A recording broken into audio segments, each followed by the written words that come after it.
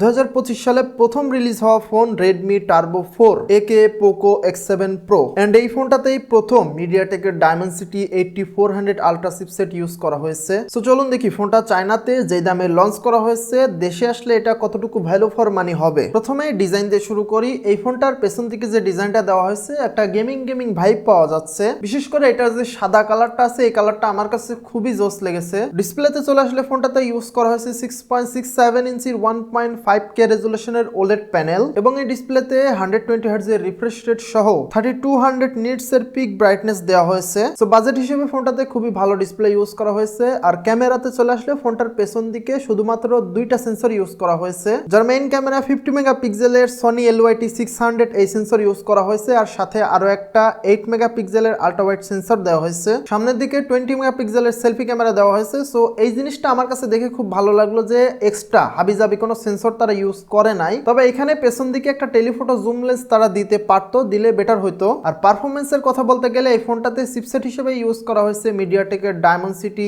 8400 ultra. এটা একটা 4 nanometre chipset এবং এই বাজেট রেঞ্জে মোটামুটি ঠিকঠাকই বলবো।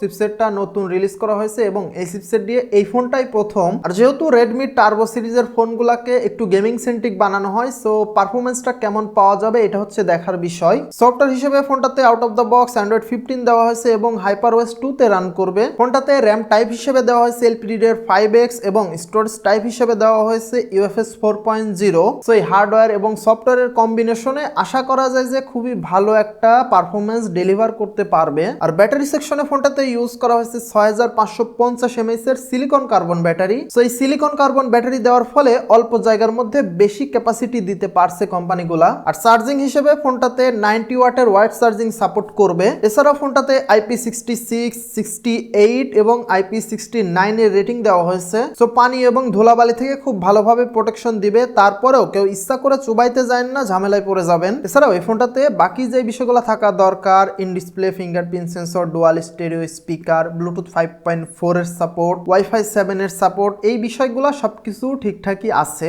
দামের কথা বললে এই ফোনটার চায়নাতে দাম শুরু হচ্ছে 1999 ইউয়ান থেকে, যেটাকে সরাসরি বাংলা টাকায় কনভার্ট করলে 33,400 টাকার মতো আসে। তবে এই ফোনটা প্রথম দিকে যখন দেশের বাজারে আসবে এই ফোনটার দাম কিছুটা বেশি হবে, 35 থেকে 40,000 টাকা বাজেট রেঞ্জে এই ফোনটা পাওয়া যাবে বাংলাদেশে। সো যেই বাজেট রেঞ্জে ফোনটা আসছে সেই হিসেবে মোটামুটি ডিসেন্ট একটা প্যাকেজ বলা যায়। যদিও রেডমির ফোনগুলোতে সফটওয়্যারের একটা ঝামেলা থাকে, তবে যারা গেমার আছেন তাদের জন্য খুব ভালো একটা চয়েস হবে, কারণ এটাকে গেমিং সেন্ট্রিক ফোন হিসেবেই বানানো হয়েছে। সো পারফরমেন্সটা এই ফোনটা থেকে খুবই ভালো রকম পাওয়া যাবে আশা করা যায়। এই ফোনটা সম্পর্কে আপনাদের মতামতটা কমেন্ট বক্সে জানাতে পারেন। আর আজকের ভিডিও এখানে শেষ করছি, দেখা হবে আবারও অন্য কোনো ভিডিওতে। সবাই ভালো থাকবেন। আসসালামু আলাইকুম।